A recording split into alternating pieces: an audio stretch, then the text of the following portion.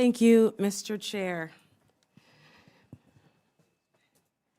This is a very, very difficult conversation.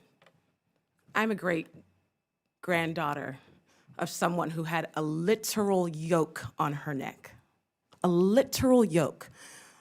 And I will give the 4.5 minutes of my time to my people from Malvern, Arkansas, from those fields. And I want to be clear that 4 out of the 5 of you last year posted on your social media the words of Dr. King.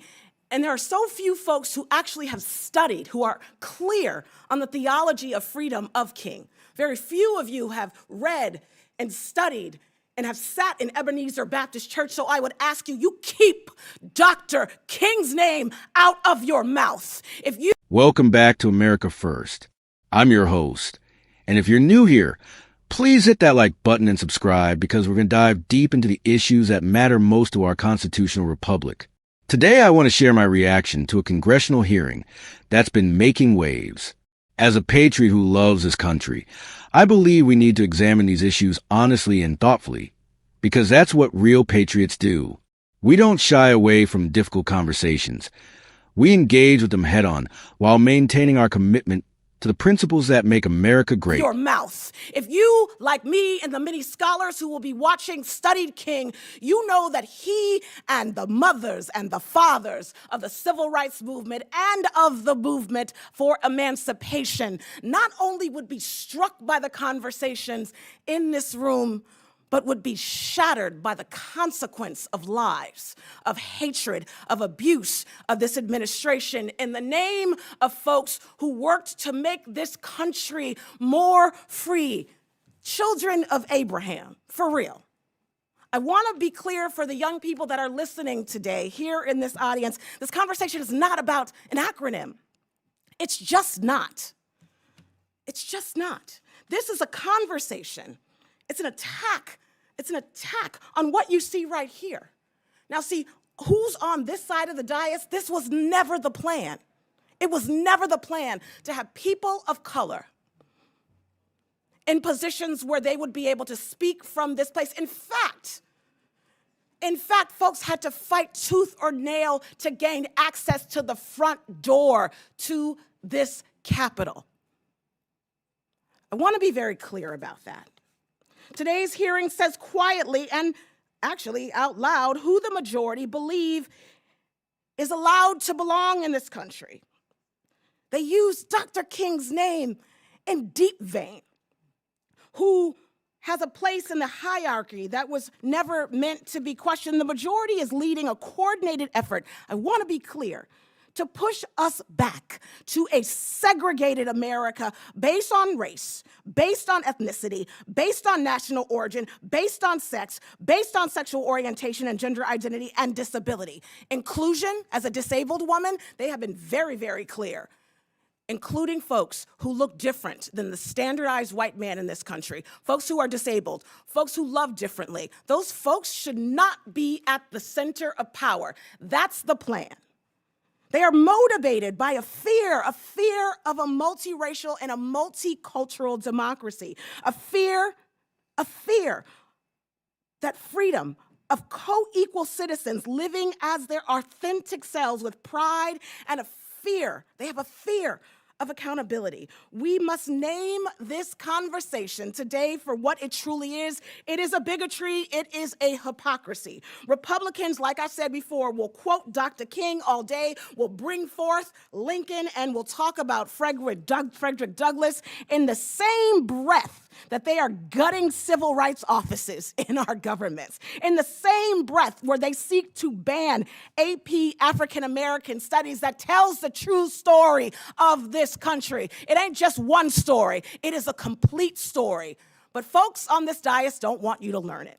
The hypocrisy from the Republicans is not only shameful, it is anti-American. President Trump and others have purged more than 275,000 federal workers through mass terminations and unlawful firings, while, check this out, preparing draft hiring guidance that would screen job applicants for political loyalty to the administration rather than the Constitution.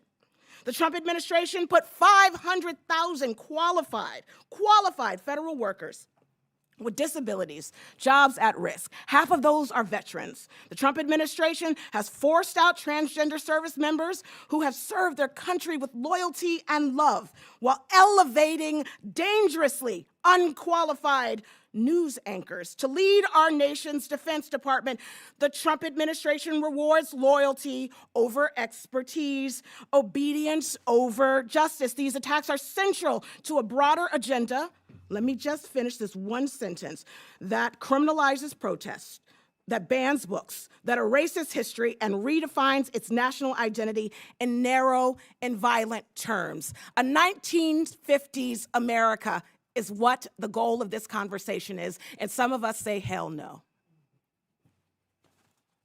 I yield. Mr. Gill. Let me start by saying that as an American patriot, I have tremendous respect for anyone who brings their personal family history to these discussions. The speaker's connection to her ancestors who endured slavery is deeply meaningful, and we should honor that testimony. America's greatest strength has always been our ability to confront our past honestly while working toward a more perfect union. That said, as I watched this hearing, I found myself reflecting on what it truly means to be patriotic in today's America. Patriotism isn't about avoiding hard truths or pretending our history was perfect. Real patriotism means loving your country enough to make it better, which sometimes requires honest examination of where we've fallen short and where we can improve. The speaker raised important concerns about diversity and inclusion policies in federal government. As a patriot, I believe we should evaluate these policies based on whether they help us achieve our founding ideals of equality and opportunity for all Americans. The question isn't whether we should care about fairness and equal opportunity, because every patriot should support those principles. The question is what specific policies best achieve those goals while maintaining the merit-based excellence that has made America a beacon of opportunity. I was struck by the speaker's passion about Dr. Martin Luther King Jr. and his legacy. As patriots, we should all study King's teachings carefully. He called for judging people by the content of their character rather than the color of their skin, and he believed deeply in America's founding principles even as he worked to expand their application to all citizens. King was fundamentally patriotic in his belief that America could live up to its highest ideals. The hearing touched on federal workforce issues that affect hundreds of thousands of Americans, including veterans and workers with disabilities.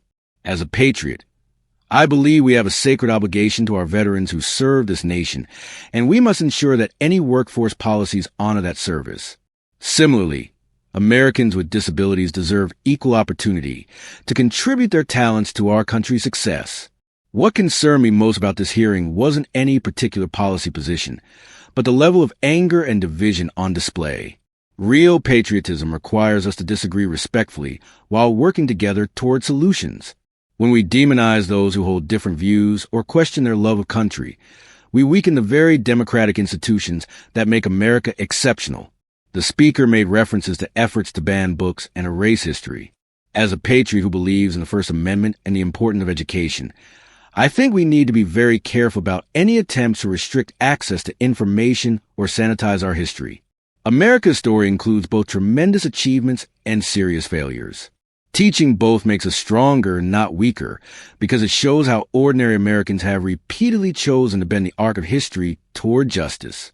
At the same time, I understand concerns from fellow patriots about how we teach American history to our children. We want them to love this country and understand what makes it special, while also learning from our mistakes. This isn't about choosing between patriotism and honesty. It's about finding ways to do both effectively. The heated rhetoric in this hearing reflects broader divisions in our country that concern me as a patriot. We're increasingly talking past each other instead of engaging with the substance of each other's concerns. Patriots from across the political spectrum share fundamental values like equality, opportunity, justice, and freedom. We may disagree on specific policies, but we shouldn't question each other's love of country or commitment to American ideals. As I reflect on this hearing, I keep coming back to what the founders intended when they created our constitutional system. They knew Americans would disagree on important issues, so they created institutions where we could work through those disagreements peacefully and democratically. When those institutions work properly, they allow us to address problems while preserving the principles that unite us. The speaker's call for accountability resonates with me as a patriot. We should hold our government accountable to serve all Americans fairly and effectively. That includes asking hard questions about whether our policies are working and whether they align with our constitutional principles. Patriots have a responsibility to engage in that oversight process, regardless of which party is in power.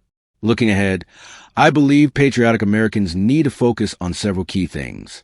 First, we need accurate information about what government policies actually do and how they affect real people.